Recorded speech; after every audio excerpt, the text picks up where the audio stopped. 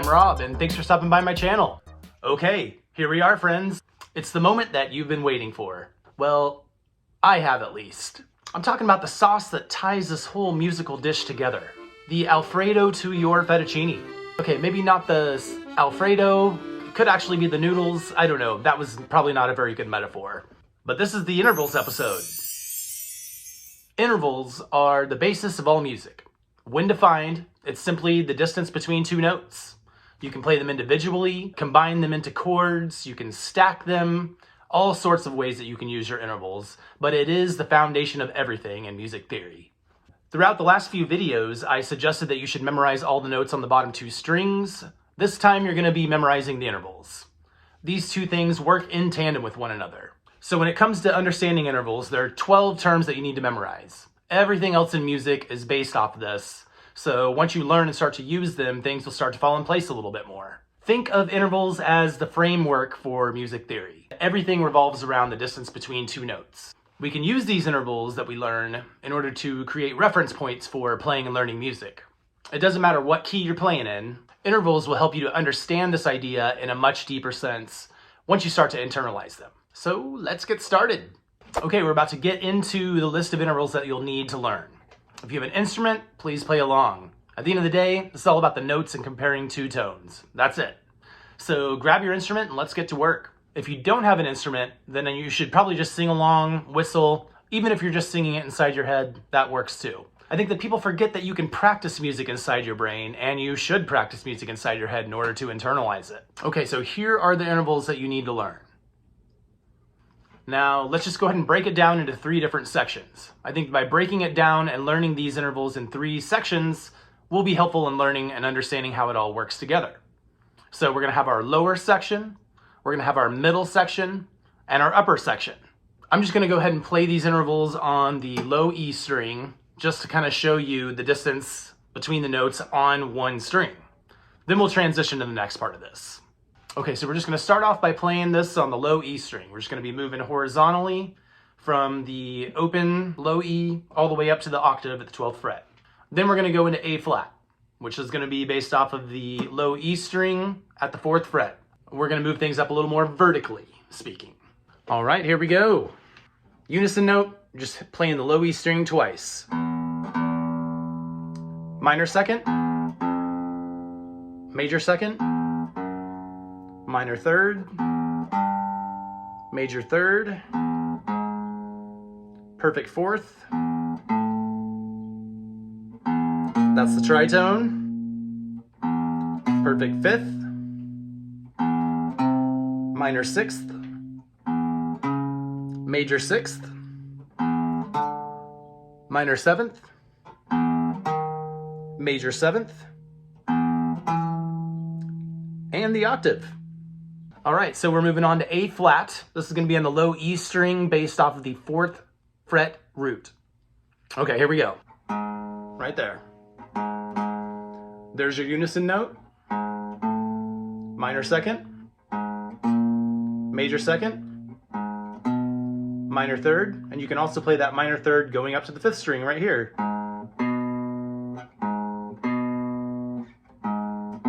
Same thing with the major third. There we go, we're getting that 5 fret distance. We're gonna transition strings here.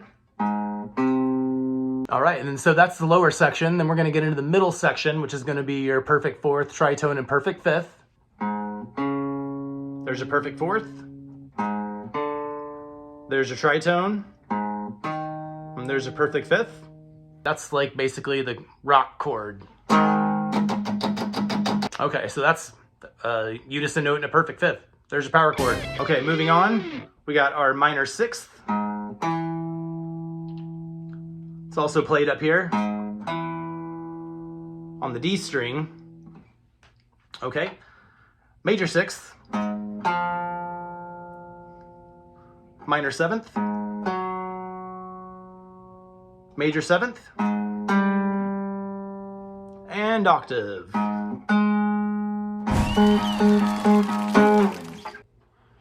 All right, so I'm just gonna go through some of these intervals. I'm going to sing them and play them at the same time and call out their interval name. So it's a good way to get this inside of your brain and help you to understand the distance between these notes here. So we'll just go with A this time at the 5th fret. That's your unison note. Minor second, major second, minor third, major third, perfect 4th, tritone, perfect 5th, minor 6th, major 6th, minor 7th, major 7th, and octave. All right, these are your intervals that align with all the chromatic notes from a couple episodes ago. This is what everything in music is built from. So pay attention and memorize this stuff if you don't already know it. The best way to memorize these intervals is to associate them with a song that you're already familiar with. Pardon the singing, but yeah, I'm gonna do a little singing along with this because singing just adds another layer of internalization to the process here. So I suggest you sing too. Even if you think you can't sing, do it. Just try it out on one string first, see the distance between these notes easily. Then try to apply some of these chromatic variations I showed you to see how these look from string to string. These are all going to be ascending intervals, by the way. All right, let's go. So the first interval in question here is the unison interval. What song uses the unison interval? Well, you really don't need to remember that one because you're playing the same note, basically, for the unison. But just for your point of reference, Jingle Bells.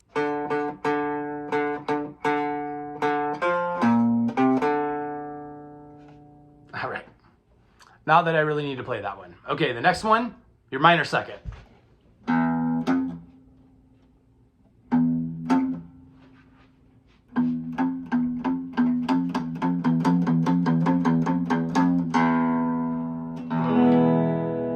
All right, that was a little dramatic, but Jaws theme. Another one you can use is going to be White Christmas.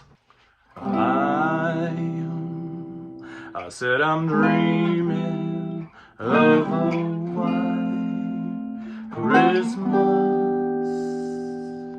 Thank you very much. All right, moving on to the major second interval, we have Happy Birthday or My Girl. I don't need to sing Happy Birthday to you, but you know, My Girl's a pretty good little riff here, so.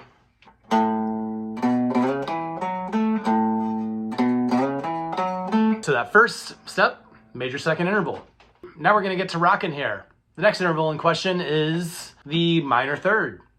Basically, you're gonna find a lot of blues songs starting off with the minor third interval. The two that I picked out for this one are Seven Nation Army and Iron Man.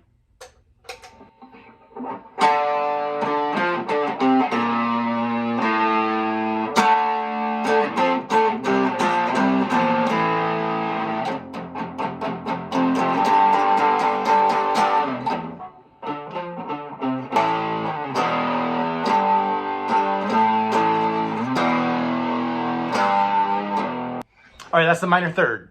Okay, the next one, major third. When the Saints Go Marching In. A lot of people know that one. Oh, when the Saints go marching in. Oh, when the Saints go marching in. Oh, well, I want to be in that number. When the Saints go marching in. All right, perfect 4th. A couple of traditional songs here. Here Comes the Bride or Amazing Grace. Amazing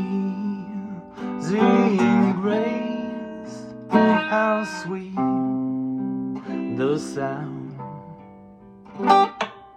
Amazing grace. Okay, so right there we have a perfect 4th, and then a perfect 4th to a 3rd, major 3rd. All right, moving on. The next one, tritone.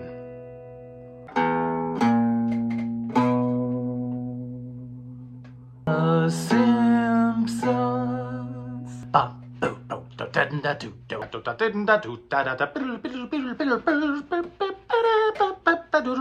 It's Simpsons theme for the tritone. There's a lot of stuff that uses the tritone. It's also known as the blue note, the flatted 5th, diminished 5th, augmented 4th. There are a lot of different ways to say this. There's a lot of different ways to say a lot of things once you put it into the context of the song. Okay, moving on to the next one. Perfect 5th. La la la la la la la la la la la la la la la la la. All right, the minor sixth. I'd like to use another kind of, now it's an old-timey song, In My Life by the Beatles. Just a beautiful song though.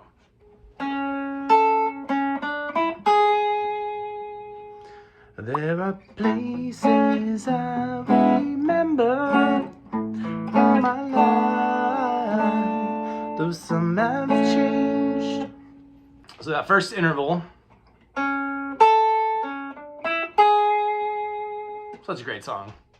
All right, major sixth. This one is actually a theme, and it's a theme that I actually use to get brainworms out of my brain when I have a song that's on repeat and stuck in my head. It's good to use a short theme to work these brainworms out of your head, and then you can forget the short theme because it's only a few notes. But if you ever want to know how to get a song out of your head, try this. It's the NBC theme. Bong, bong, bong. And then you have the minor seventh. There's a place for us somewhere, a place for us. West Side Story. Okay, and then the major seventh, Take On Me by Aha. I don't know who does that song, but Take On Me, Don't Know Why by Norah Jones. I'm waiting for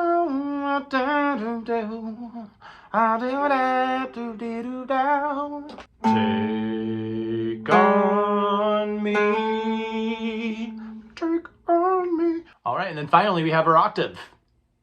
And just because I'm from Kansas, I gotta play this song. Somewhere over the rainbow. Somewhere over the rainbow. I think we all know that one. If you don't know some of these, just do a quick search. The interval in question is generally the first interval movement used in the melody of these songs. When going through the intervals, play the unison note first, followed by the interval so that you can hear the distance between these notes. I know that this may seem a little mundane and pointless to some of you, but trust me, it will start to make sense as we move forward. This is very important stuff, and it'll really help you once we move into chord structure. Maybe your homework for this week can be using your fretboard and intervals to try to figure out some of the intervals and melodies used in some of your favorite songs. See if you can recognize any of the intervals in the songs that you love and compare them using your guitar, voice, or whatever instrument. Intervals are the basis of everything. Whether it's chords, chord progressions, scales, everything is built around these intervals. So we'll dive deeper as this video series progresses, but for right now, just familiarize yourself with these intervals, memorize them. It's really one of the few things you need to memorize in order to gain a deeper understanding of how music and theory work together. Everything in music is just building around the concept of using intervals together along with rhythm. It's kind of like language where there's a finite set of rules and parameters with an infinite amount of combinations. Okay folks, that's all for now. I hope that you learned something from this video, and I hope that this sets the groundwork for more videos to come. So far, I've just been going over some basics and exercises and getting you prepared for this point and for what's ahead. We're about halfway through this introductory series, so keep following along, take some notes, apply this stuff to your practice routine, and we'll be diving deeper and deeper as this thing progresses. So please comment down below if you have any questions, or if you just want to say hi, or tell me how horrible my singing or editing skills are, whatever. Hey, here's some specific homework for you. Comment some songs down below that have recognizable names and themes that I may have missed that go along with some of these intervals. Also, make sure to hit that like button and subscribe if you enjoyed this video. That way you can learn more about music theory and other aspects of music moving forward in a more fun and laid-back sense. I'm really trying to take some of the stuffiness out of music theory and break it way down to you all to get on the right track learning this stuff. The next video will be a fun one because we're going to be diving deeper into the abyss and start applying these intervals that we just learned into some chord structure. I'll see you next time, friends.